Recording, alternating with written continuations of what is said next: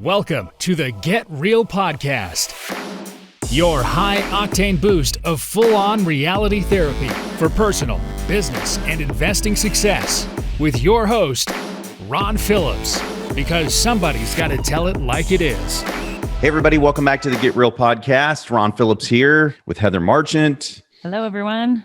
Yeah. I just got back from a pretty cool trip. This we'll talk about that today. I don't know whether we will or not. Look at that teaser. Stick around. You don't know. We are going to talk about something pretty cool today. And I think, Heather, this comes from feedback, right? Yes. So this is really important. Everybody listen up. Sometimes it's really helpful to have a medium that we can explain processes and systems in a wide reach, such as a podcast. Mm-hmm. It comes in handy sometimes. It does. And today we're going to talk about something that is, well, I think in the past it's been kind of an issue. Present it's an issue. And I think future it's only become more of an issue. And the reason is because I think that as we take human beings out of certain processes, well, there's some things that potentially are left. I guess they're just left to open for any kind of interpretation, right? Yeah. And that is really unfortunate. So to that end, let's discuss lending a little bit more today. I think that everyone assumes that if you can call a lender and they're licensed in the state where you want to buy a property, which is a first hurdle, and they have good rates, that's it, right? That's who you should go with. Well, lowest rate. Let's not forget low rates, low fees. Yes. And so it's kind of this assumption that that's the best course of action because it means more cash flow, right? So while lower rate does usually translate to higher cash flow on the property, there are so many other things to consider in choosing a lender. And can I put this into a different context really quick? Because we talked about realtors and commissions not very many shows ago. At this point, it could have been a lot of shows ago. I actually don't remember, but we did talk about it. And it was kind of that whole you get what you pay for thing. And I discussed very openly who it is that I hire to sell my houses, my personal residence. And then we also discussed retail agents that we refer our clients out to. They are not, let me just state this as clear as possible. The people that I hire are not the least expensive people because I do not want to step over dollar bills to pick up nickels. Okay, I'd prefer to step over nickels and pick up dollar bills, okay, or $100 bills. And that's what happens. I see posts constantly from one of the realtors that I've hired where he's taken over properties in current market conditions now. This is like last week kind of stuff. Houses that wouldn't sell in Charleston in today's market. There's literally there's no inventory. Yeah, so there's no excuse for anything to sit. Yeah. Couple of tweaks. They put it back on the market for the same price and they get offers $50,000, $75,000 over asking price, cash close now, right? So what's the difference? You have an expert. You have someone who's helping you, who gets it. I mean, this is a good example of this, Ron. I talked to a client who is not a novice in real estate, and she was selling a property that they own close by their home. And she said, I was mind blown, Heather. Like, have you heard of this? And I said, what? And she said, my agent knew it was under rented. And she said, well, just pay a credit at closing for the difference between where it's at and where it should be at closing. And you'll be able to have, you maybe pay $5,000 at closing and you'll have $45,000 of higher list price. And she was mind blown. And I said, well, yeah, I've heard of that, but I do this all the time, right? Like that's my area. Heather might have heard of that. I don't know. But I'm just saying, like, it was really interesting to me. And she said, I was just so grateful because otherwise we were just going to reduce the price to make the numbers work. So having an expert who understands, I don't know the local Vegas market, so I wouldn't have been super helpful on that end, but on the rental property end, right? So having an expert that knows your local market and understands things like that, that's money, literally money. It literally, in the case that I just said, it was $75,000 more.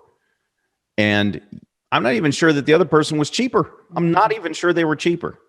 But I do know that you can go out and list your property for like $500 on the MLS. And if you think that you can do as good of a job as a professional in the market, well, you just don't know what you don't know.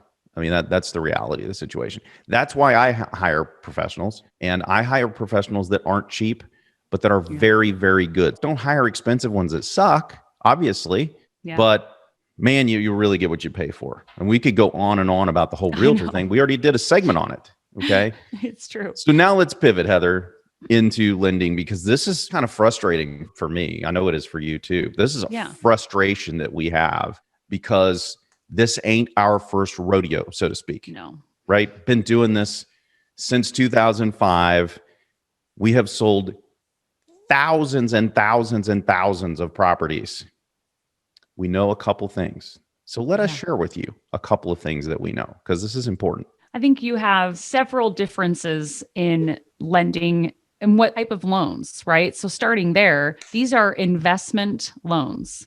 And as it is, the rate is higher than a primary residence loan, right? Any type of conventional loan for a primary residence. So, and I think we talked about this, but they just changed it where interest rates are even higher for investment loans versus a primary residence loan. So that margin is now wider between the two rates. So that is confusing a lot of people. They're thinking, man, this lender's gouging me. And they just don't know what happened and how it's always been that way. And now that margin is now greater than it used to be. And I want to make another really important point, okay? Because you'll get some lenders who act like a professional and tell you some really cool tricks to lower your rate. Like if you just use a second home, you can lower your rate. Yeah. Which I guess might work, except for if you're buying a property that has a tenant in the property. Minor problem. It's going to be a little challenging for you to qualify for that. And here's what's going to happen. They're going to get all the way through the loan process. You're going to be almost done. And then they're going to be like, what? There's a tenant in here? We can't do this. Yep. And then all of the things that you thought were saving you money are going to cost you pretty good chunk of change. Yeah, you have an appraisal that you may have to go all the way back to the drawing board, and that's $500, $600 depending on a single family. Maybe it's a little higher if you're buying multifamily, which it's hard to push a second home on a multifamily project, but still. That's such a bad idea. Yeah. It's such a bad idea. I hate to throw the F word around on this show, but I'm going to anyway. Heather's scared right now. I'm like, what are you doing? You should see her face. If you're not watching YouTube, you should just go look this segment up on YouTube. Heather's face just went completely changed. That is potentially mortgage fraud because you knew that was the F word, Heather. Mortgage fraud. You scared me for a second, man. I was like, excuse me? You haven't ever heard me say that word. Come on now. I haven't. Mortgage fraud. Would you get caught? Probably not. Probably not. Is it worth it? Probably not. To save 3/4 of a point or a point on an interest rate? Come on, people. As Biden would say, come on, man.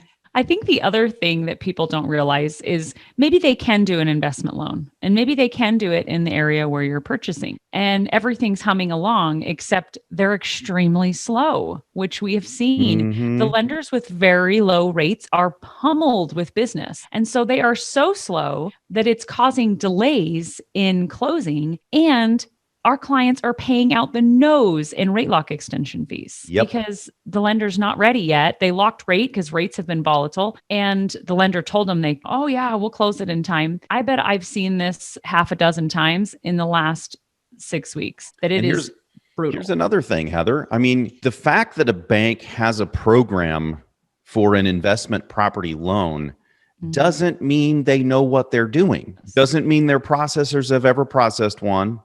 It doesn't mean any of that. And when Fannie Mae starts to change its guidelines to compress the market so they don't have as many of those loans, the last possible thing you want is an inexperienced loan officer and an inexperienced processing team on your file that's overworked and probably underpaid. That's the last possible thing you want. Let me give you a little insider baseball tip on this, okay? Investment property loans they're the least profitable loan for a loan officer. So, in the grand scheme of things, if a loan officer has 30 loans, let's say, that they're trying to close this month, and 29 of them make them some big bucks, and your tiny little one doesn't make them hardly squat, and it's a royal pain in their butt because they don't know what they're doing. Guess which one's going to get pushed? Yeah. Bottom of the pile. We've been in the industry for so long, and I've seen that so many times that we'll ask for priority unless we have a long-term relationship with a lender and they know future business is coming. That push has literally fallen on deaf ears. Like, they don't care. This is a really urgent file, whatever reason. They don't care. Yeah, no. They have. And all why these other would they? loans. Ask yourself the same question. Yes. Why would you care? If it were you, why would you care? Exactly. So let's go through a couple of these. Not all these loans, but there's these. My temperature's rising. I'm like, right? This is irritating. So there's these, Costco does these loans, right? Mm-hmm. Big box retail chains are now getting into the lending business. For sure, if you're a Costco member, they're probably going to quote you a pretty good rate, and they're probably not going to have a lot of fees. But do you think that Costco is going to know what they're doing on investment property loan? Especially if they're just getting into it, or you know what I mean? And they don't, what I understand is their structure is there's no loan officers, that it's mostly just processors. So that's why the fees are lower. Listen, when you go to a shop that is trying to get rid of human beings that understand how to process this stuff and do more volume to make up the difference, they're also paying their people less money, which means they're not crazy motivated to get your stuff done on time. Right? Yep.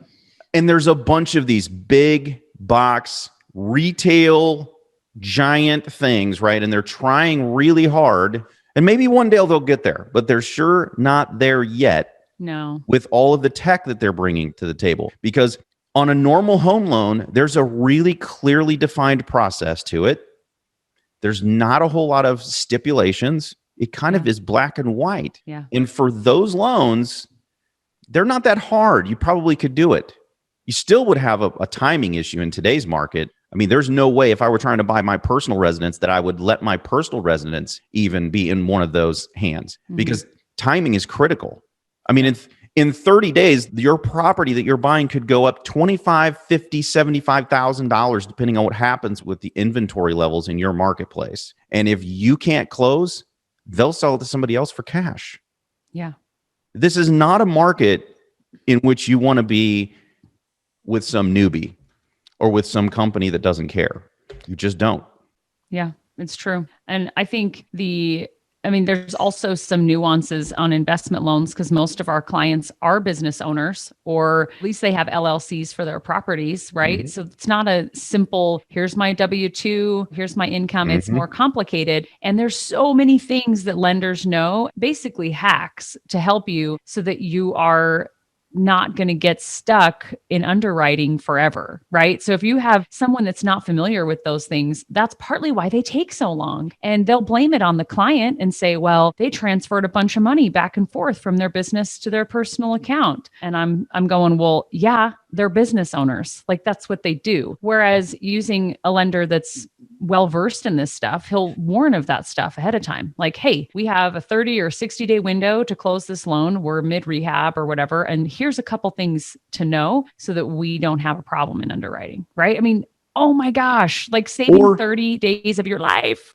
We're up front, Heather. True. Yeah. Not getting into a deal where you have paid earnest money and you've gone past your inspection periods. There's no way out now, right? Mm-hmm. And you've already paid for an appraisal, potentially an inspection. You're out like $2,000, and you get to a point and they go, oh, we don't know what to do with the depreciation schedule in your taxes. Or any of a number of other things, right? We've had these lenders go, well, they own all these properties. When you take all the mortgages off, I mean, their debt to income ratio is horrible. I'm like, did you add back in the rent? You get to count 75% of the rent. Oh, I'm like, okay. I've done that so many times. What are we doing here? What are we doing here? When you teach the loan officer, I mean, I have no mortgage background whatsoever, but when I teach loan officers, that's a big problem, right? If they don't know those basic things like that. Truly no words, right? And this is very similar to, we did another episode on property management companies. Man, if you think that you can go out and interview property management companies and actually tell who's good, and you haven't been doing it for a couple of decades, you're going to screw it up. And it's the same thing with these. Loan officers are salespeople. They're salespeople. Yeah. So of course, they're going to sell you on their ability to do the loan. That doesn't mean they can. And I'll tell you another thing. Okay, it's not Costco. Maybe it's US Bank. And you're like, US Bank, they're huge. Yeah. They can do it. Bank of America, they're huge. They can do it. Wells Fargo, yeah. No. Maybe the bank can. That's probably true. I know that Wells Fargo, US Bank, and Bank of America all have programs for this. That doesn't mean the loan officer can do it. Mm-hmm. That's right. Anyway, I think I'm frustrated just even talking about this. I know. Okay. So Heather, let's transition into how we do business. Okay. Yeah. And because I think it's really important, like if you're going to call in and you want to do business with us, with any of our suppliers, which if any of you have done business with us, you know, we are very open about everybody with which we do business. My CPA, tax attorney, whatever you need, we got it. We'll ship it over to you. No problem, right? Use the same people we use. Freely, we will refer you out to these people. Yeah. But if you want to do business with us and you're going to cause a problem for everyone else trying to do business with us, you don't get to do business with us. No. Now, that may sound harsh. Yeah. But that's just the reality of the situation. What do I mean by that, Heather? Well, it's so competitive right now. So competitive to get properties. And we are getting more properties than we did last year, despite how intense it is. And most of it is referrals. And a lot of that it is so important that we close on time. These are people who have very expensive loans on their end. The sellers do hard money loans a lot of times, high interest, big deadlines that if they don't hit them, they're paying big penalties. And so if we can't close on time habitually, especially, then they won't work with us anymore and we'll lose supply of property. And what does that mean, right? So we lose supply of property. We lose part of our reputation capital that we have, right? That we wield on your behalf. Yep. But all of you and all of the thousands of clients we have waiting for properties, right? They all lose the opportunity because someone wanted to step over dollar bills to pick up nickels. Yep. And I'm sorry, we're not going to do that. We're not going to do it. And honestly, the other thing that we haven't discussed is we have a team that helps our clients walk through this process. And they're fantastic, right? And they will interface between the seller and the lender, between the buyer and the seller, back and forth, right? All day long. And it helps to streamline, but it also saves our clients a ton of time. We don't have to do that. We could put more of the burden on our clients to answer all the lenders' questions. We could save the money. Yeah. But it's such a better experience. Most of our clients have jobs. They're busy. And so the time sucker that it is, we had a client who needed a certain type of loan. And so he is still not closed. And I just get emails just about every day that the seller wants to cancel and they'll just lose their earnest money. And it's a 1031 exchange. And it's a total train wreck. And he has said over and over again, I should have just gone with your lender. I cannot believe the time I've spent trying to jump in the middle and get this handled. Because again, they don't really care. They don't have a relationship with us and they don't communicate with us. Or you. Yeah. And a good simple example is they ordered an appraisal, wouldn't listen to us as to who the correct point of contact was to get into the property quicker. They just kept reaching out to the property manager for 3 weeks. And listen, you guys got to understand, because of our illustrious leaders in our government, we can't communicate with them, right? If there's a breakdown between the bank and our internal team that is helping do all of this, guess what? There's no communication, none. So appraisers sitting out on an island all by themselves with no communication with the bank because the bank doesn't care. We get no communication from the bank because the bank doesn't care. And the client is having to push all of this back up through the bank who doesn't care. Yep. They don't care. Guess what? If they do a little bit of work and the deal blows up, they don't lose any money because who is responsible for paying for the appraisal? You are. Who pays for the inspection? You do. Who sent the earnest money in? You do. Yep. You're the one who's losing all of the money. They're not out anything except for a little bit of time and some frustration. And then they're probably in the back of their mind going, I'm never doing that again. I'm going to stick to this stuff over here that pays me 2 or 3 times what I make on an investment property loan. So let's go to fees because that's another one that's really important. We've talked ad nauseum now about the ineffectiveness of this, but we've also talked about rates being lower. But we've not talked about fees. Most people have no idea what actually goes into creating this loan and closing it. And sometimes I think to our fault, we have taken the majority of that off of our clients' plates. They literally have no idea what it takes to close a loan. Yeah. Because there's so much. It's like the duck that is sitting on the water calmly and the little feet are down there just going crazy, right? It's like that. You cannot tell what's happening on the back end of this. And so what's a loan worth? What should you pay a loan officer who is a professional and knows how to close these loans and close them quickly to still get you fantastic rates? What's it worth? We have people who think that that job is worth $250 to $500. If that is the amount of money you're willing to pay the person who's going to work on your behalf for the next 30 days, then we will happily and gladly refer you to any of the other people who do what we do. I think it comes back to our core, what is it, Ron? The core focus or our vision that through service, we build people. That what we do, we care about the people, but on all aspects of the transaction, not just one side. And the lender is a great example of that. I actually told a client recently, like I wouldn't even let you try to see if our lender will match that price because we won't even allow them to work for nothing. I'm like, they can't support their families on that. And the mindset that it's all about how much money you're saving and not at all considering who you're doing business with and building people and building their families. Good people, right? People who do a good job, not just paying somebody just to pay somebody, right? And who actually care. Yeah. They actually care about your 1031 exchange. They actually care about your closing timeline. And if something goes wrong, they'll actually pay money out of their own pocket to fix it if they screwed it up. Yeah. Right? Those kind of people, they just cost a little bit more money. Not even a ton. Not even a ton because we negotiated on the front side with all of these people. And so their rates and their fees are very attractive when you look at other people who are professionals in this particular field. Yes, sorry, I'm a little bit passionate about this because when you go beat the hell out of somebody to the point where they're working literally for free for 30 days on your behalf, and you turn around and start high-fiving everybody after you get off the phone, we don't want to work with you.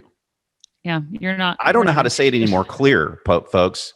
Take all of the information that you get off the podcast and go find somebody else to work with. It's pathetic. I think because it doesn't align with who we are. So it will feel like turbulence the entire transaction because our core values don't align.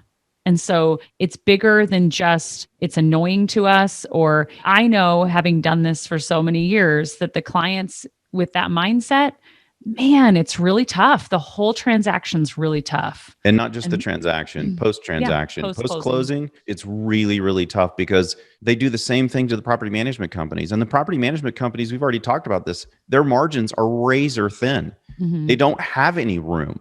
And if you go beat the hell out of them, the same thing's going to happen. Yeah. Ultimately, they're going to fire you. And we've had we've had a few people who've gotten fired by their management companies because they were untenable to work with. Yeah. For this very reason. Like everything was their fault and every single thing they should pay for. You can't do that. And people who are in business have to be able to make some money just like you do at your job or your business. So I think we flogged that horse plenty, Heather. And I don't know how I could be more direct. I think I was actually blunt. Well, I think one last thing I would add. No, I think sometimes it's helpful to have this conversation without risk of offending somebody because we're talking to the masses, right? So you can be a little more direct maybe. But at least for myself, Ron's way more direct than I am. But the other thing that I would add is that Lacey, our escrow or transaction coordinator, she meets with all the lenders usually several times a week, but at least a standing weekly call and goes through all the files. And we last year closed hundreds of files. Mm-hmm. And if we had, and think about this in your own business, right? If we allowed anyone to use whatever lender they wanted, who offered the best rate and had the best fees and is inexperienced in these loans, like we painted that picture pretty clear, it would just cannibalize our productivity or her productivity specifically, but everybody's, because we'd be running around chasing our tail all day instead of having a system and a process. So when a client uses their own lender, we end up having to interface with a one-off lender, and half the time they won't talk to us because we're not on the contract, or Lacey isn't they're not authorized to speak with you. And so we have to go to the client every few days, right? And say, hey, what's happening? Has your appraisal been ordered? Things like that. Yeah. And not only that, but that's the reason why we don't help people buy off of the MLS. Yeah. It's the exact same reason. We have a process. It's like a conveyor belt of properties. And we want to make sure that we're turning out the same thing every time. And we have to work with people who understand the process. And when we onboard new people into that process, whether they're a lender or a supplier or any of the other many people who go into making a deal work, it takes weeks and weeks for them to start to understand what the process is. And, Lacey is very involved in making sure that they understand what the process is. And all of that process is to make your lives better. That's the whole reason for it. It's the reason that we do business the way that we do it. We've learned a couple of things over the past, what is it now? 17 years, 16 years, whatever it is. Yeah. We've learned a few things over the thousands of transactions about what works and what doesn't work to make your lives easy. And this is one of them. So when we refer out anyone on any team in any part of the transaction, we're doing it for you, for your benefit. So yeah, ending on a positive note. I know. I'm like, oh, that was heavy. Ending on a positive note, if you're out there and you're trying to figure out how to do this, call us. We can make this so easy for you. It's just super easy. And it's because of all of the lumps on the head that we've had over the years. You don't need to have them. It's not necessary for you to have them. We've already taken them. We've been beaten and bruised. And because of that, we can tell you what works. Simple as that. And in a market like this, guys, that's pretty critical. So I was just on a trip, went to Memphis, and I'm trying to get more inventory. It's like my full-time job now, right? Trying to get Heather, just trying to get inventory for all of you out there, right? Because we have people waiting for inventory. We're both spending time doing it. Plus we have a staff member dedicated to it. So it's, And being able to go there and say, when we're talking to new people, new suppliers, having the systems and the structure built all in place and being able to convey that to them, that this is going to be not only a good thing for them, but it's an easy thing for them as well. That's really important. Yeah. And then if we start to put those properties into the funnel and it's not easy, they leave and then everybody loses it, right? Everybody loses because all of the people on my team buy those very same properties. We all buy them. And so we're all losing, you're losing, everybody's losing. Instead, let's all win together. So take this and take it out when you're buying your own personal residence. Ask for and look for the best realtor, the best loan officer, the best of everything, right? The best inspectors, the best everything. When you do that, be willing to pay for their expertise. And I promise you, it will work out really, really well. Just like it has for me, for Heather, and for countless other people who do that on a regular basis. And it doesn't have to be just real estate. Do that in every aspect of your life. Pay for the best. Yeah. And you won't be disappointed. Simple. Amen. Pretty simple. All right, guys. Next week, we're going to talk about some really cool stuff too. There's a bunch of policy changes. So we're going to talk about one of them. And I'm going to give you my opinion about it. It should be fun. Shocker. I'm surprised. I'm not very opinionated at all. And after today, you guys know for a fact I'm not. So next week will be fun because we're going to talk about something that's new and exciting. That's it. 2 teasers today. We didn't talk about either one of them today, and we're going to talk about them next week. So we will see you here again. And until next week, get out there and make something happen. This has been the Get Real Podcast. To subscribe and for more information, including a list of all episodes, go to getrealestatesuccess.com.